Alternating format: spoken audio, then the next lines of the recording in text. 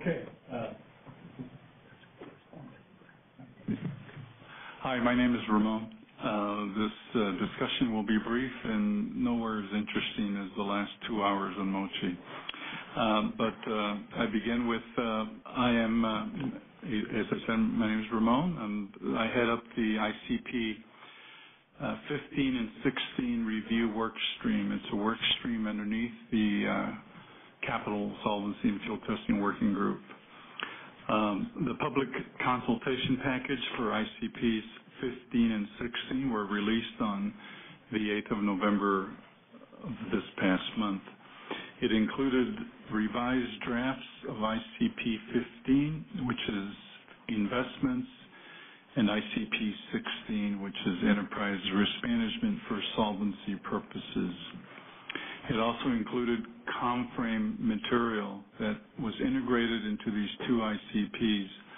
Originally, they were referred to as Module 2, Element 3, and Module 2, Element 4 in the 2014 version of ComFrame. It also included proposed definitions of ERM-related items, related terms, which would be included in the IAIS glossary. As part of our work, the text of the ICP and ComFrame materials were enhanced, hopefully to improve clarity and consistency with other ICPs.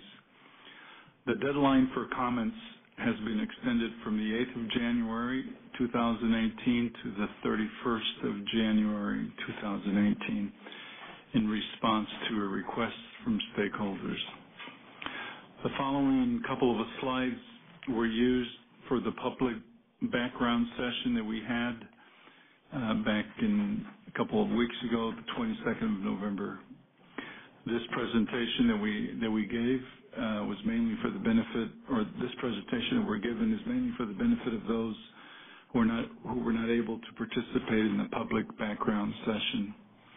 The full deck of slides for the public background session are available on the IAIS public website. Over 50 stakeholders dialed in for the public background session. The main concern raised with regards to ICPs 15 and 16 was the comment period, which we have extended until the 31st of January. Some comments were also made that cover various ICPs, such as the geography of certain ICP material, for example, recovery plans and where that should reside, which is still under consideration. We also received some general feedback or comments on the process of the public consultation of ICP or ComFrame material. Thank you. This slide that you're looking at is with regards to the ICP material. So the revisions to the ICP material were built on the current ICP 15 and 16 version, and that version was last revised in October of 2011. And in the version, in the drafts that we put out for public consultation, we took into account feedback that was received from the 2015 self-assessment and peer review. The revisions to ICP 16 were also focused on ensuring consistency and to remove overlaps and duplication between ICP 8 and ICP 16. This results in material that's related to risk management in general being moved from ICP 16 to ICP 8, while the specifics of the ERM framework for solvency purposes are addressed in ICP 16. You'll see the items there in the fourth bullet point. These are the specific items of the ERM framework that have been retained in ICP 16. We've also included a table comparing the current and revised standards, which are also available as a reference document as part of the public consultation. The proposed definitions of ERM-related items which are to be included in the IIS glossary, also are aimed at providing clarity on the meaning of these terms that are being used in the ICPs.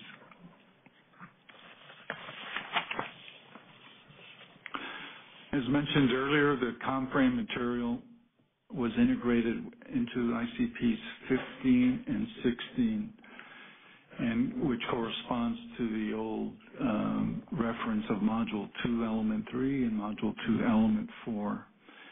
This follows the thematic approach that was adopted by the IIS in September of 2015.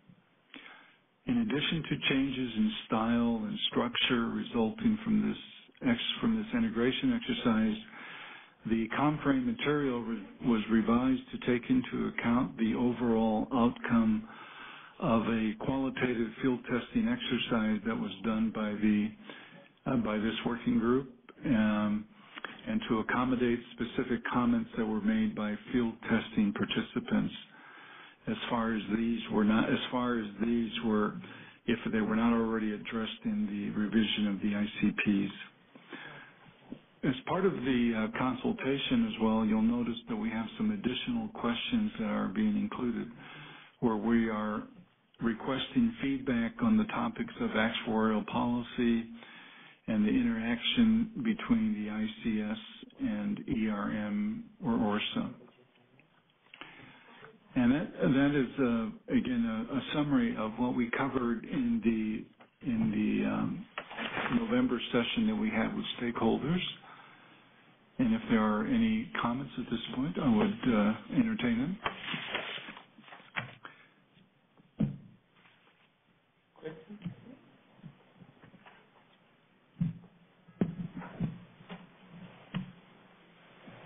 I think everyone's tired, but... Don't worry, we'll resuscitate them now, immediately. All right, thank you.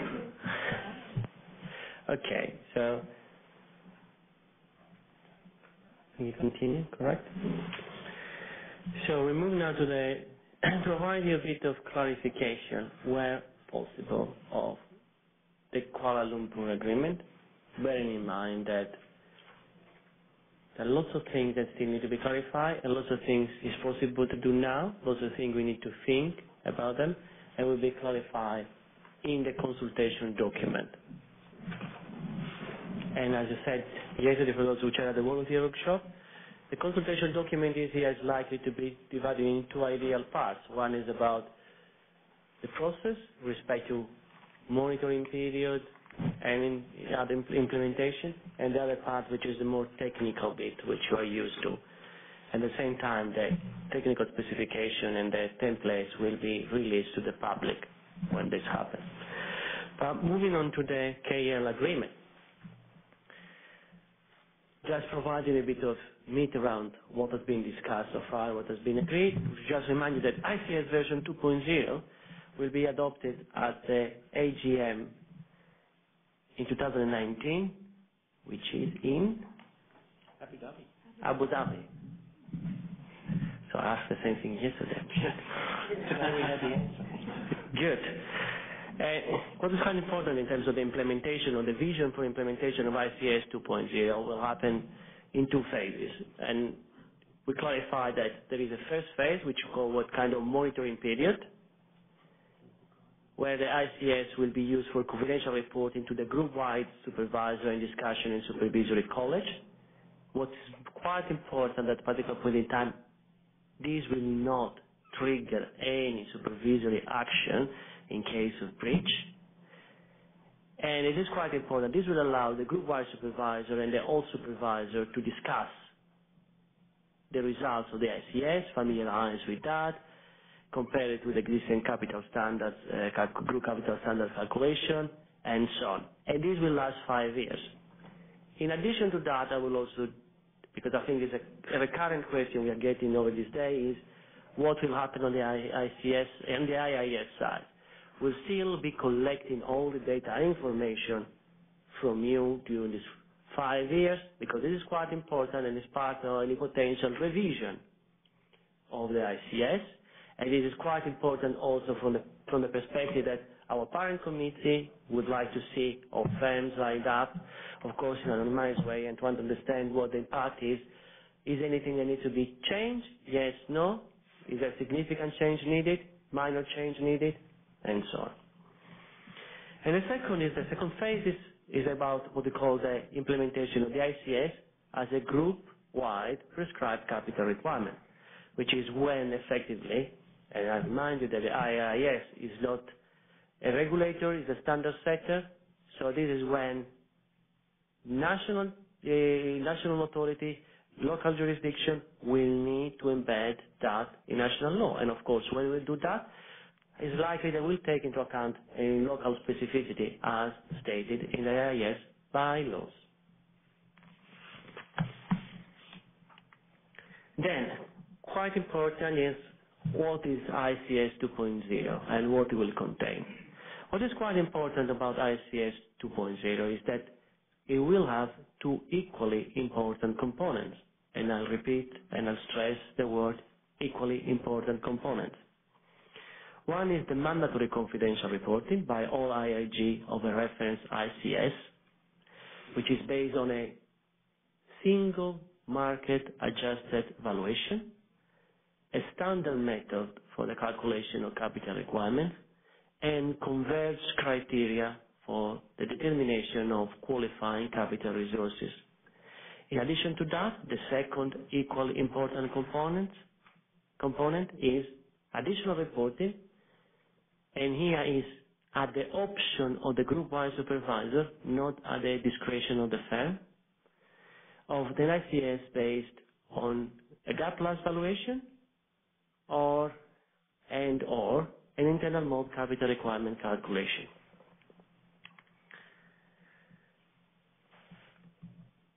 ICS version 2.0 mandatory confidential reporting. As I said, that will include, for valuation, a single market adjusted valuation, no optionality on discounting, standard method, criteria for qualifying capital resources. It's quite important to underline and stress that the choice of MAR is due to its construction as a stable, comparable IIS developed valuation basis. Important, as I said, the equal important component, optional supplementary reporting, gap plus valuation approaches, and internal model results. And we stress there that both gap plus and internal models are viable options that will be considered for inclusion in the ICS by the end of the monitoring period. And you have to bear in mind that each single word of this agreement has been carefully drafted and challenged by ourselves.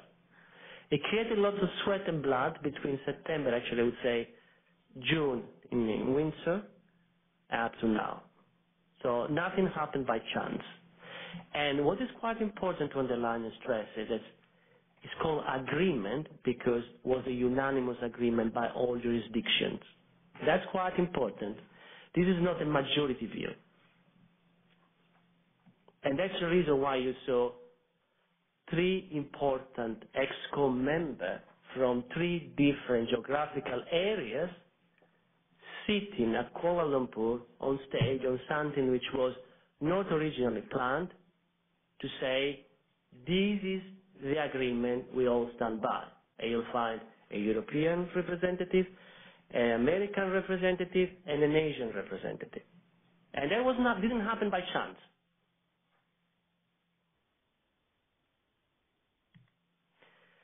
Aggregation method. So, the NAC, as you know, from the summer, as has been announced, both the NAC was already working and the Federal Reserve were already working on an aggregation method, but now it's made clear that they are working together to develop an aggregation method. As an organization, the IIS recognizes that it's an important development for the U.S. market, and the IIS recognizes an aggregation method is still at an early stage of development. So it's quite important to recognize the fact that actually it's still at the early stages.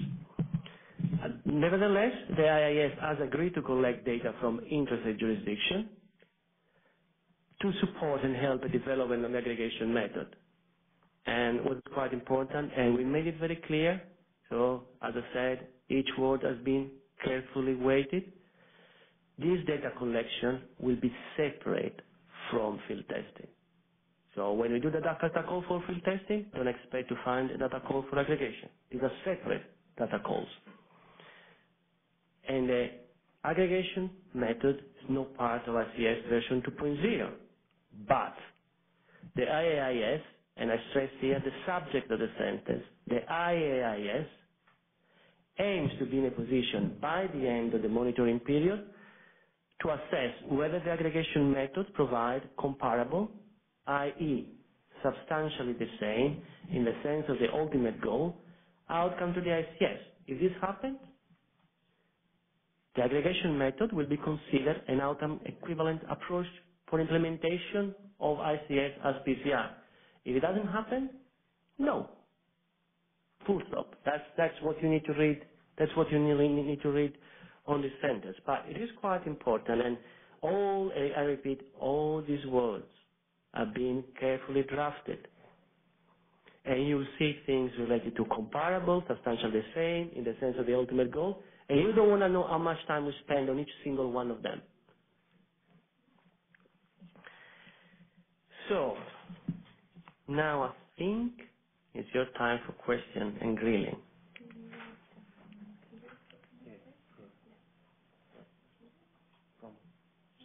No, I think we will pop in the separate issues. Okay, questions? Steve?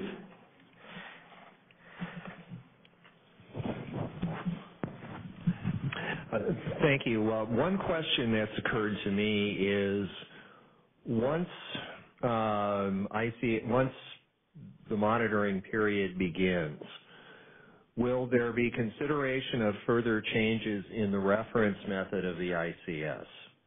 I think I've already replied to you when I said that during the 5 years, the IIS will collect the data, will report to the parent committee, and if, now of course we want stable, we all hope to have stable specification which lasts, but we're not blind as well. As we demonstrated over the years, when something doesn't work, we'll have to change it. Of course, I mean, there are different types of changes. There are design changes and calibration changes. One is easier than the other. We'll also have some minor tweaks as we move along, but if necessary, we will do them. But we want to also to see over the years stable type of specifications.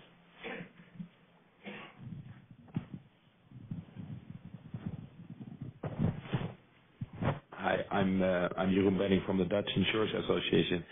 The question that was raised in our membership is the 5-year monitoring period, where we assume this will start in 2020, where European companies will basically have to report as they do on a quarterly basis under Solvency II, and then the IAGs will then also have to report in the colleges on the ICS 2.0.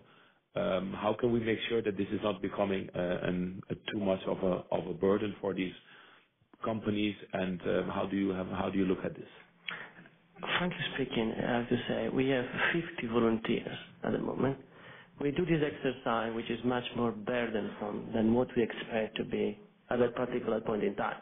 Because it's much more burdensome at this particular point in time because we ask for lots of optionalities and lots of options to be calculated. Last year, 6 options on discounting. This year, 3 options on discounting. If you go down to 1, you'll see that how we go there. It's in the interest, and we admit that maybe some double type of calculation that needs to be done, but this is what is happening now. But the aim is at the end of the monitoring period, when it's embedded in national law, effectively you will have a single standard the firm will have to report, all IIG will have to report to the group-wide supervisor. That's the idea of having a global standard. So there is a price to pay, but it's infinitely lower than what firms have to do now under field testing.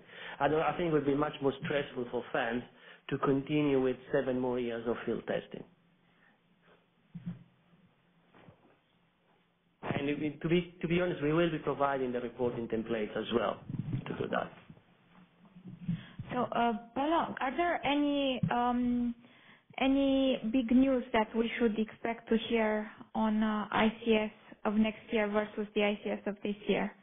Are you because in the technical specifications of 2017 there are a lot of caveats. This is like this, but we are still looking into this. It's like this for now, but we are still considering other options. So in the meantime, you've made a lot of progress. So what kind of surprises, good surprises, should we look forward to? I have to say this is a bit common. Each one of us should put his hands on heart and say, am I possibly partially responsible for that situation? And the answer is yes. Because of course, I mean, each one is in human nature, the fact that actually I would like to close something when it goes in my favor. I would not like to close something when I'm not sure it's going to go in my favor. So effectively, we wanted to close lots of things last year. And the industry and supervisory community, no, you're mad, guys. Why do you want to try to close few things? Keep them open. Keep them open, guys. What are you doing? And of course, man, you can't have, this is what, you end up into you can't have the cake and eat it at the same time. That's my British side. Okay. Okay, then I will maybe ask more directly.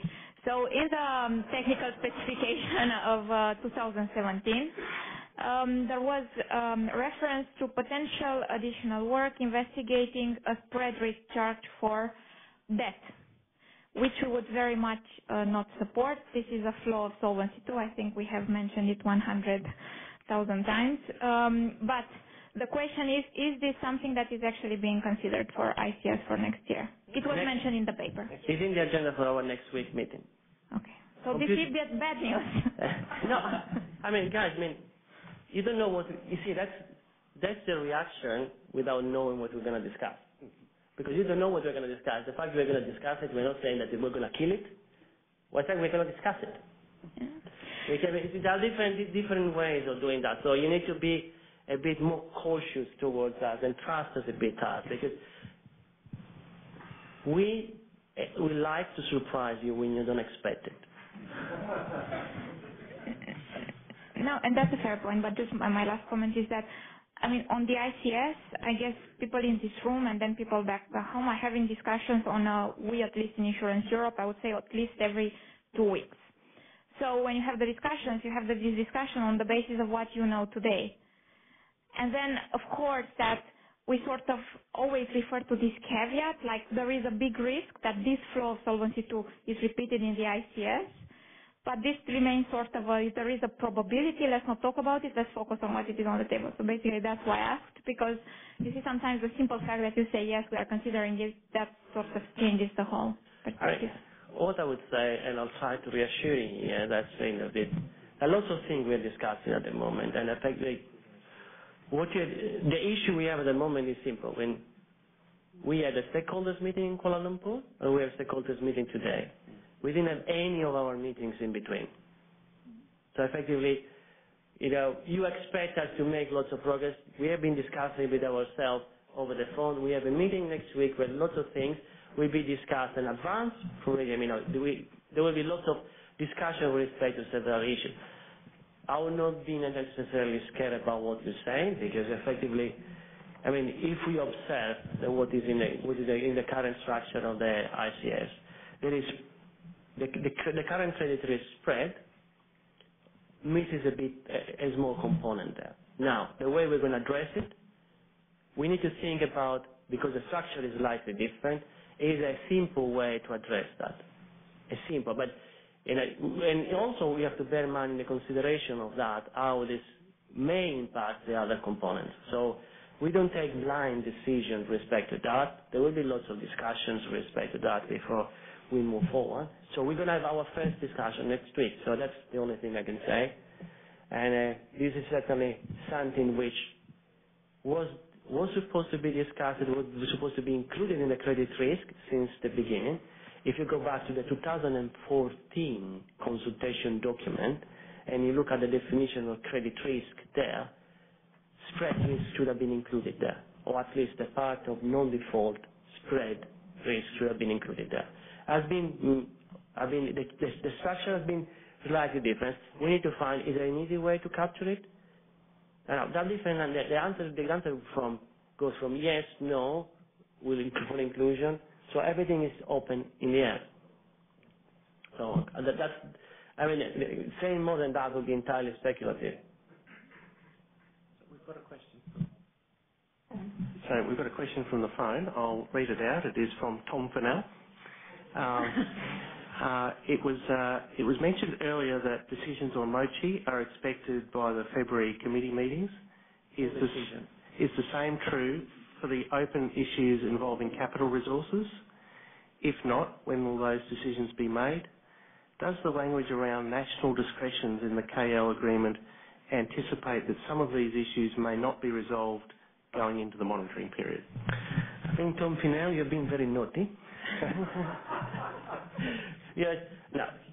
Simple answer, and I think is, if you look at the timeline of this year field testing and walk back from the experience from also the previous exercises, you realize that if we have to launch the exercise on the 16th of May, we need to take all decisions, not only the one related to MOCHI, not only the one related to capital resources by February, because there's a necessary time between, a lead time between when all decision gets taken to the implementation of those decisions into technical specification, but most importantly also on the templates, and the validation of templates takes a bit of time.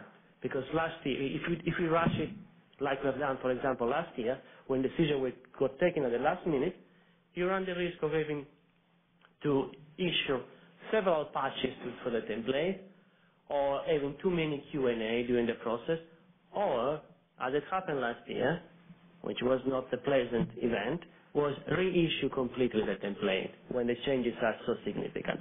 So effectively, you need to have a lead time between, you need to have from 30 to 45 days to really implement a decision and have time to, even to a certain extent, having a pilot and distribute to volunteers the template for checks before it gets sent, because lots of mistakes are easily resolvable, links, broken links, and so on. So that's why all decisions need to be taken by February, not only the one on I think, what was your second question, sorry? National discretion. Our aim, Tom, is to have zero national discretion. And what is quite important, and the language was, we recognize that this may not be the case, but we'll only be able to assess that at the end of the process. Having said that, what we made very clear about the type of national discretions we will be looking for are not kind of do whatever you want for that. It's more about, if there were national discretion, this needs to be easily reconcilable. This is quite important, because we would like to be able, like in a Lego approach, to unplug an element and to put all firms on a comparable basis. This is quite important when we talk about national discretions.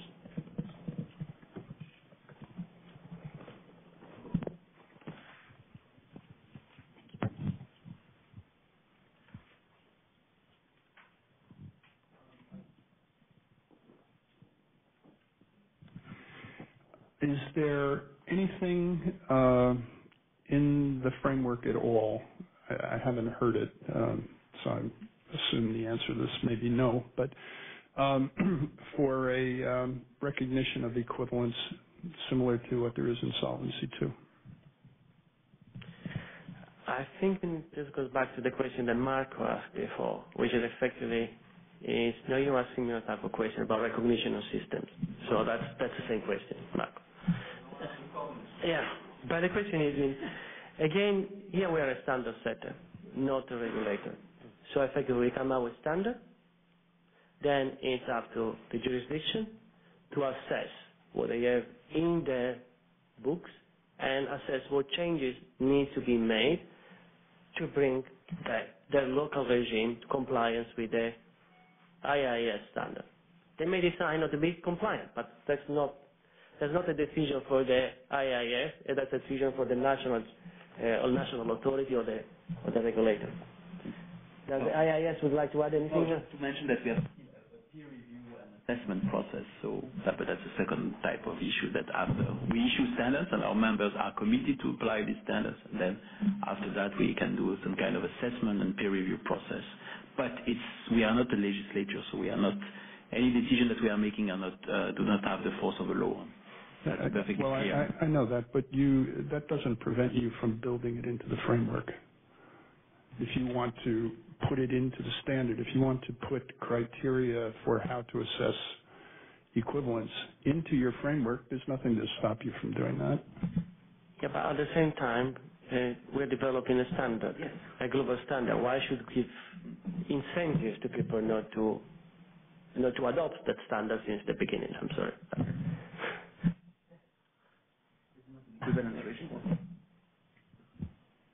Well, I think going to your point about peer review and assessment processes, generally we develop criteria for assessment. I mean, if you look at what's in the ICPs, for instance, there's criteria for how to assess them. So, I mean, that will be there eventually. So, that's how the assessment process will go as to whether or not the ICS has been implemented fully.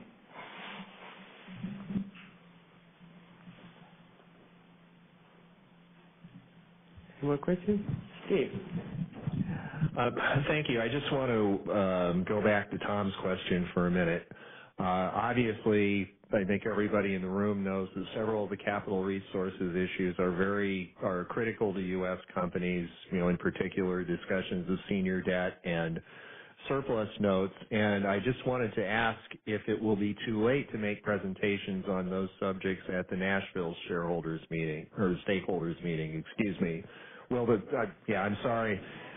I'm seeing Roman shake his head no, and I think that would be a great answer, but so decisions won't have been made by that time? We don't know, but maybe yes, maybe no. But I would say February is much more likely for all decisions. I mean, experience from last year is people will, no matter we can prepare as many packages and things like this, people would like to see the whole package and then take all decisions at the same time. And the only thing I'd add to that, though, Steve, is we've had a lot of input on those topics. I mean, will there be anything new to add to that? So, I think we've had a lot of input. We've done a lot of analysis on impact, etc.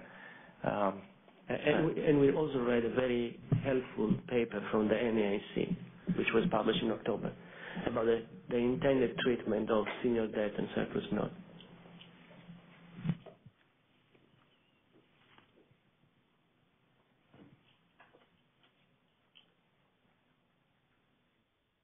Question? If not, Peter? Oh, there's a follow-up question from Tom.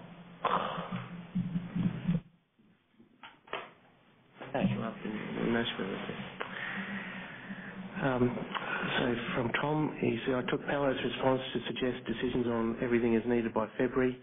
For capital resources, my impression is that the CSFWG has done all that they can to debate and document, but it is now in the hands of FSTC to decide. Is that the way you see it, i.e. CSFWG is now done? The answer is, I'm sorry, Tom, you left the authority, you're not part of CWG or FSTC. These are confidential information we cannot disclose to you.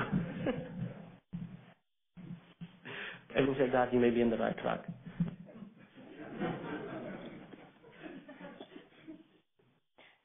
Question on the phone, please. Okay, Peter. Hello? Hello, can you hear me?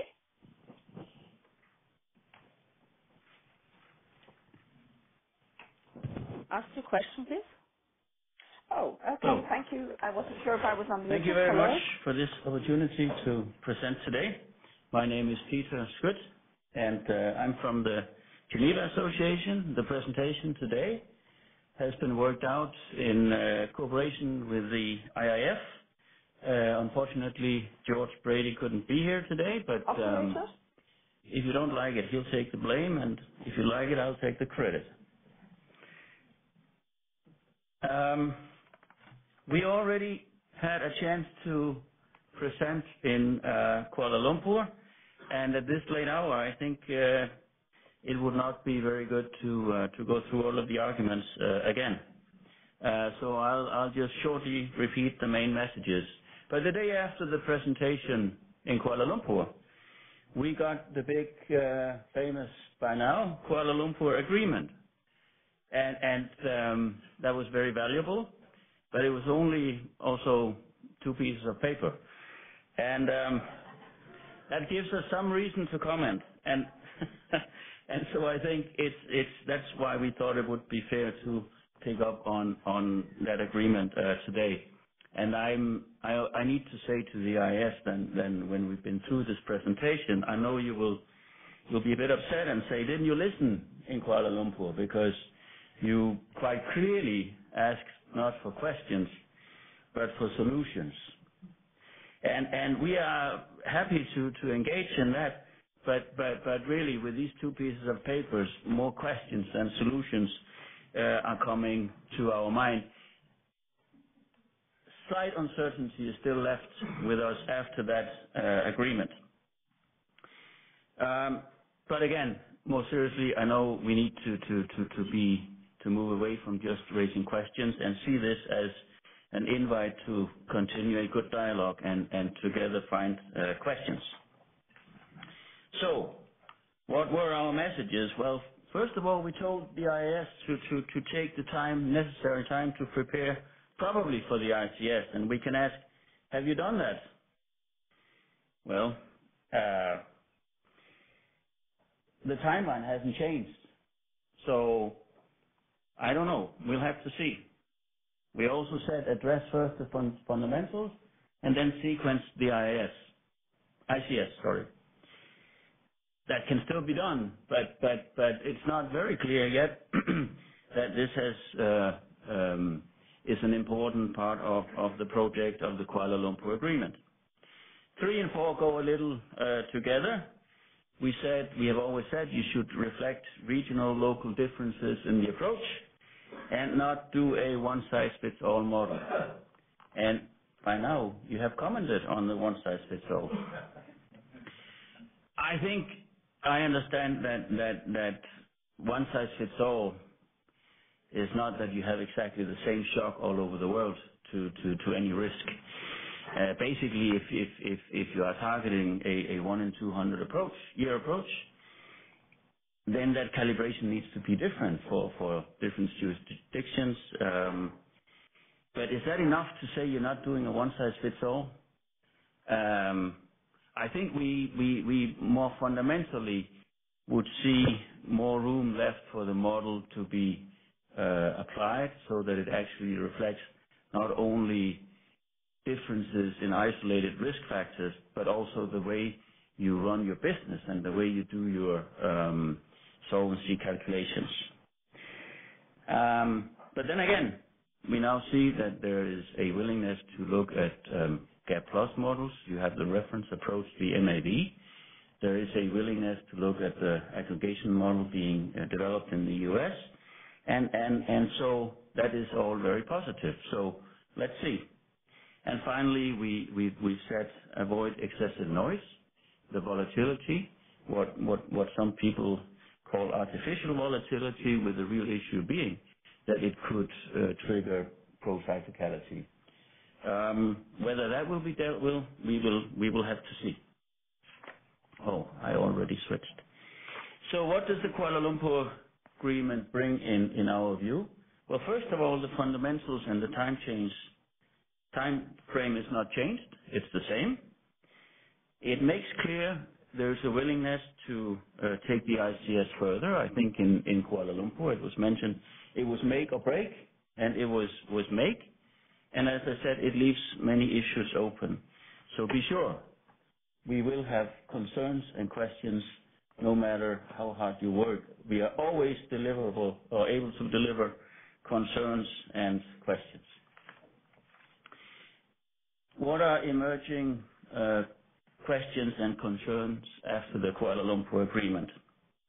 Well, first of all, we had until about 12 minutes ago the impression that there would be no review of the ICS in the 5-year transition period. And then Paolo just said that will actually be the case.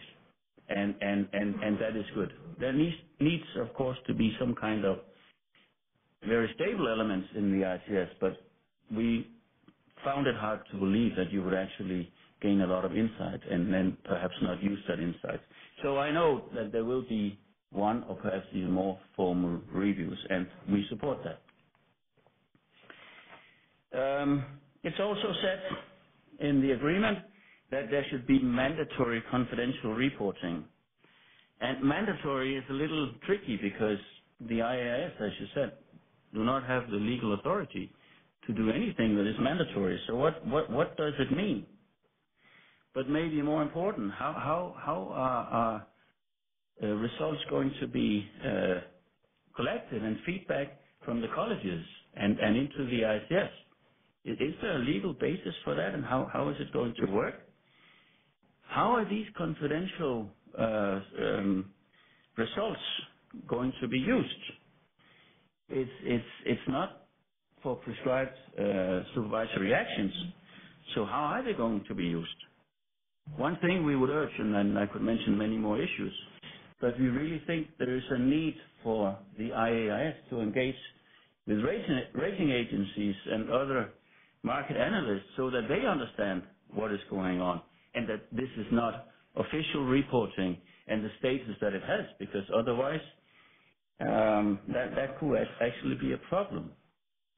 And during that transitionary period, there should be a case for the same kind of materiality assumptions and simplifying assumptions that are now possible in the field test.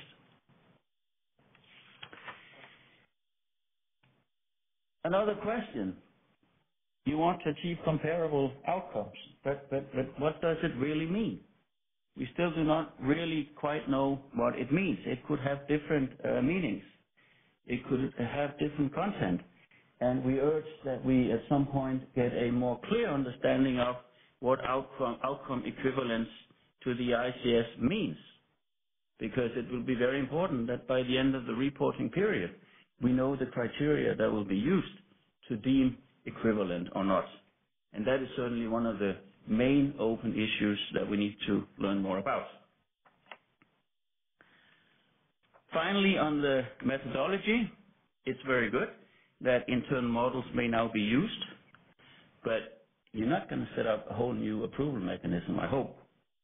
Hopefully there will be some kind of grandfathering mechanism where the existing approved models can be used. Simplifying assumptions, I mentioned it, can they still be used? And what will be, again, the process for evaluating GAP plus and internal models during or by the end of the monitoring period?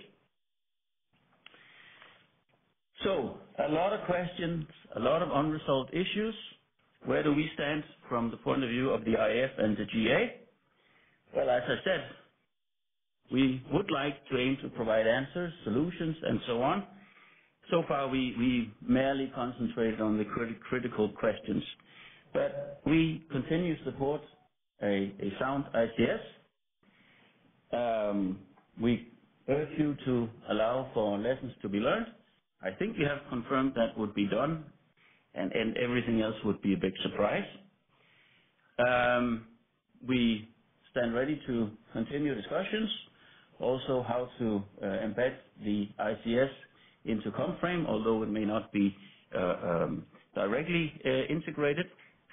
And then last but not least, I can promise you that you can have the delight to listen to us also at the Nashville meeting.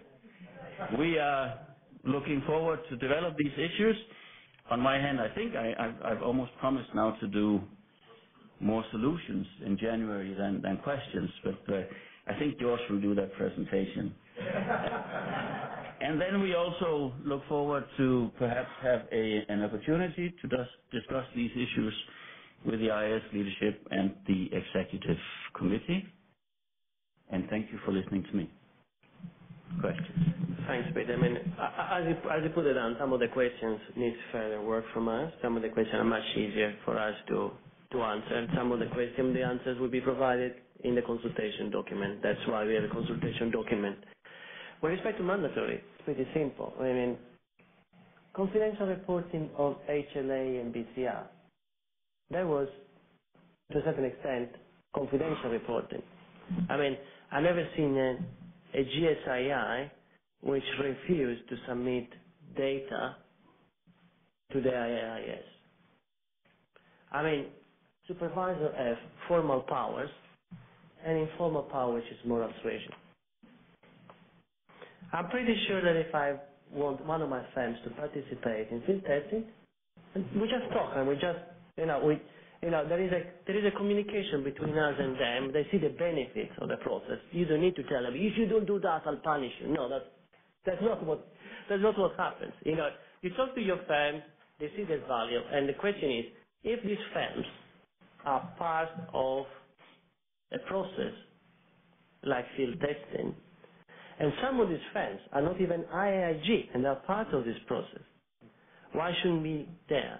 And when we use words like mandatory in this context, it is important because if it's a monitoring period and if it needs to be implemented at the end of 5 years monitoring period, we want to make sure it works.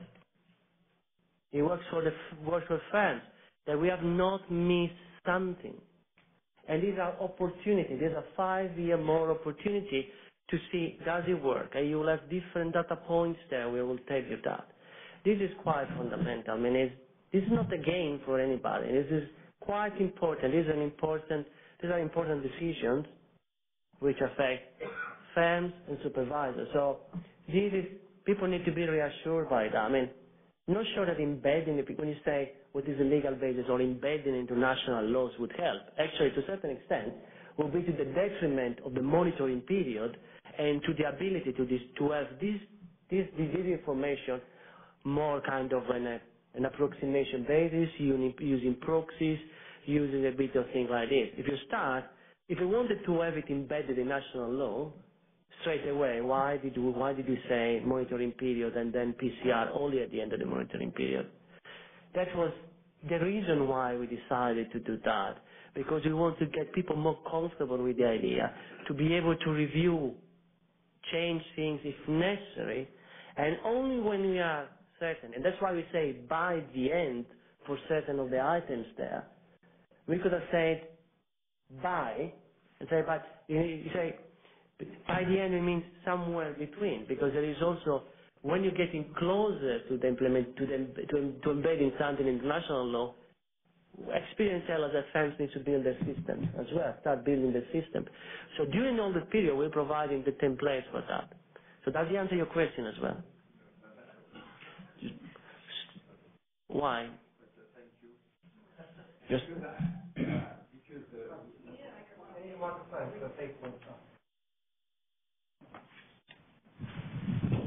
because to be mandatory, it must have a legal basis. Of course, there is a dialogue with our local supervisor, and a local supervisor has a lot of power of conviction, but it's very different from the example you gave. We are not in the principal area.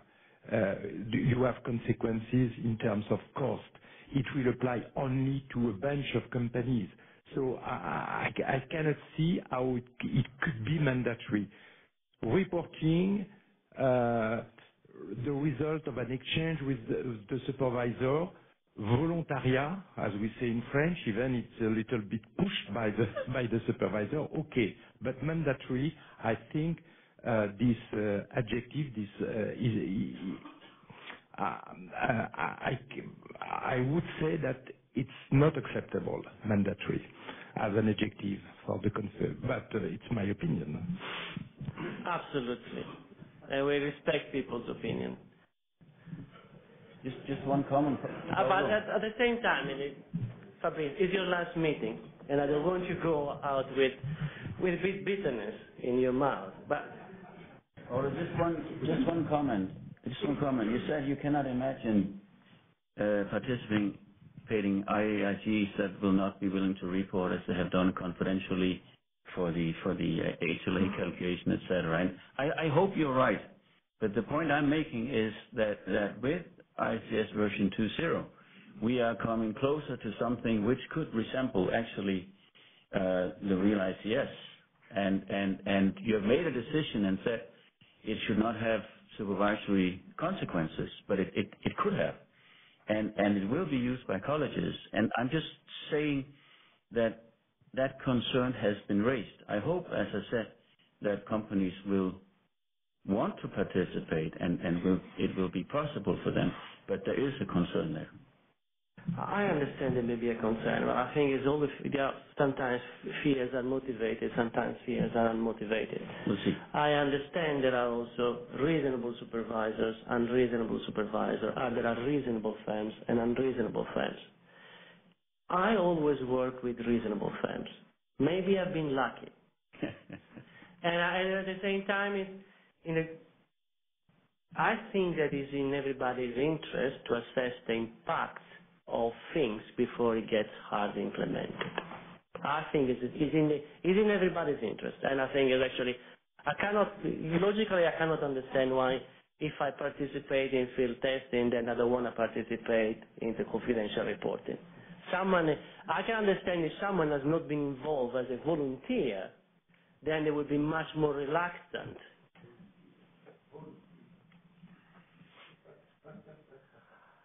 Okay. I understand, Fabrice, but I mean, as I said, I always work with reasonable firms. I mean, I work in Italy, in the UK, in other markets. I didn't work in France.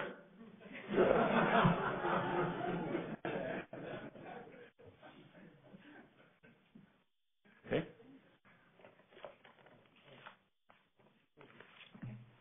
We have a question from the phone. It's from Diana Keegan of MetLife. And Diana asked, when will we be advised of decisions taken for ICS version 2.0? Is it right to assume that decisions for the mandatory confidential reporting will be made after 2018 field testing, and we can still count on a choice of discounting options for 2018? How many times did we get this question over the last 2 days? Computer says, Wait and see. wait and see.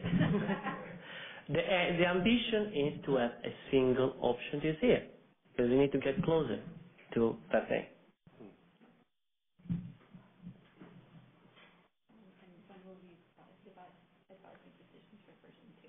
For version 2 is the annual general meeting, 2019. Abu Dhabi. Will be, I assume, end of October, beginning of November. I don't know yet exactly. Any more questions? Mac.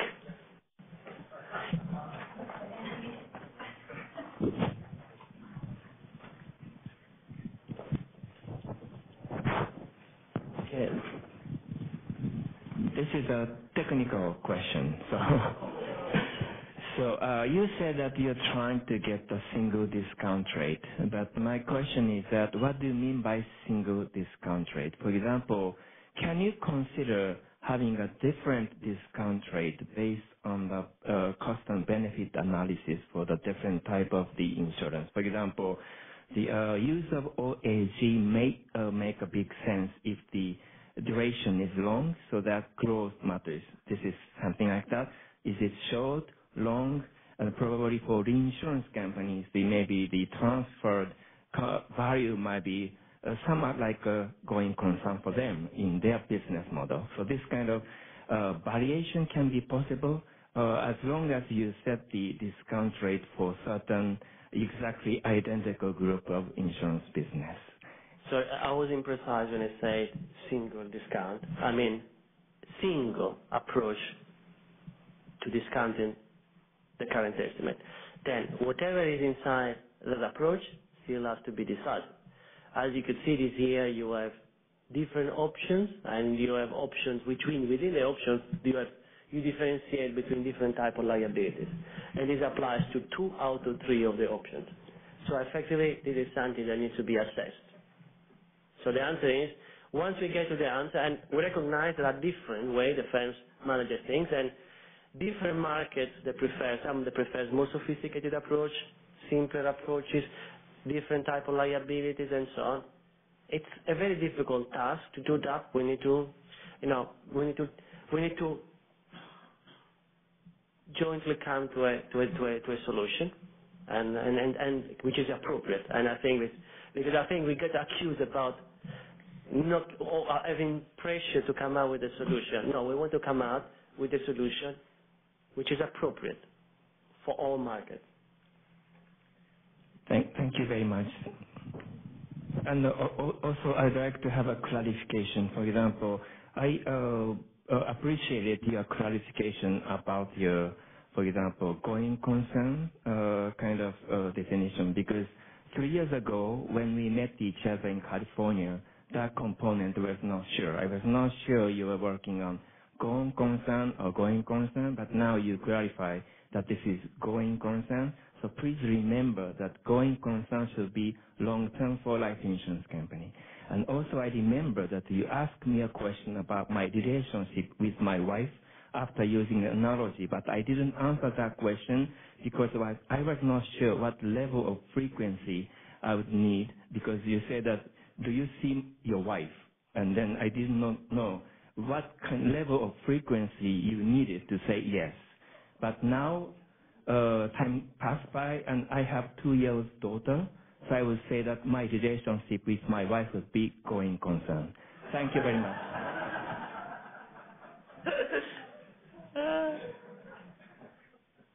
Thanks, Mark. Now, we have another question from Tom Fennell, which I think you've already kind of answered, Paolo, but we'll go here anyway. Regarding the aggregation approach, does the CSFWG anticipate a work stream to orchestrate its development? The language in the KL agreement suggests development will be by the NAIC Fed, but that the CSFWG's role is simply to collect data and in the end to assess comparability. Just want to clarify the CSFWG's role in development, if any. I have to say, the IIS agreed to collect data. The development is done by interested jurisdictions, and this data collection is separated from field testing. This is not part of ICS version 2.0, which means it's not part of the CSFWG workload. And this was made clear because we are already bursting with work.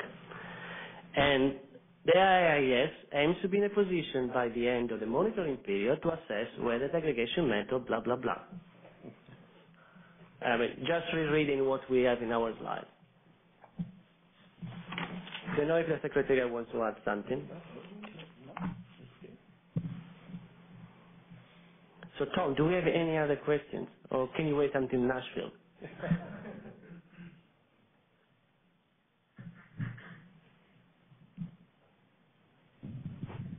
I just want to ask Peter whether we think they're going to score 177 runs tomorrow to beat Australia in the Ashes, because that may be my ambition, but it may or may not be achieved. And then extending the cricket analogy for those of you, because it's a limited interest sport, I don't know, but Peter would appreciate this.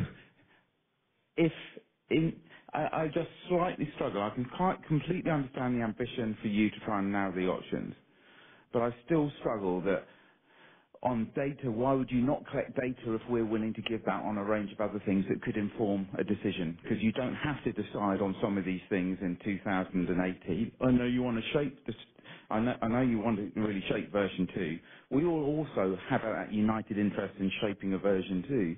But if we're willing to do something, and we can provide some basis to do that, I'll just encourage you to do so, because I just think that my concern about the narrowing the options, I can understand the ambition to do that, but I'm just wondering whether we'll miss a trick on a year's cycle of extra information that could help inform a more considered position at the end.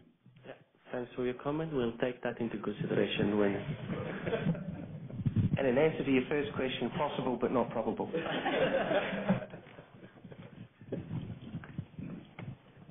Any more questions? You seem to love us. You don't want to leave this room.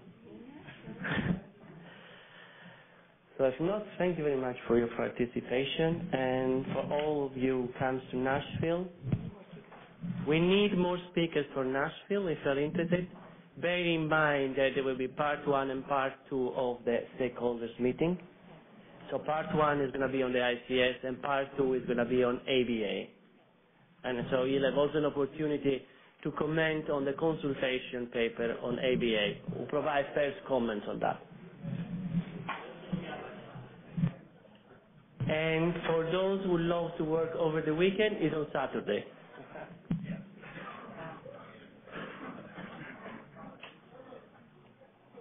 And thank you to all those on the call.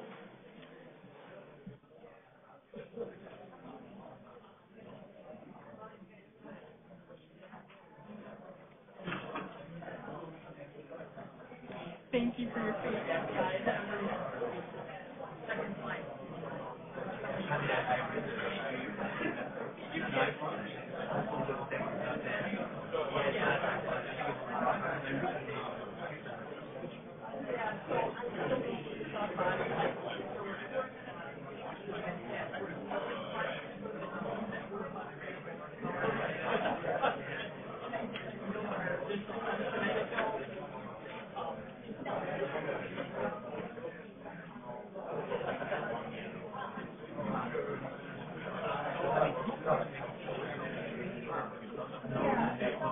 That's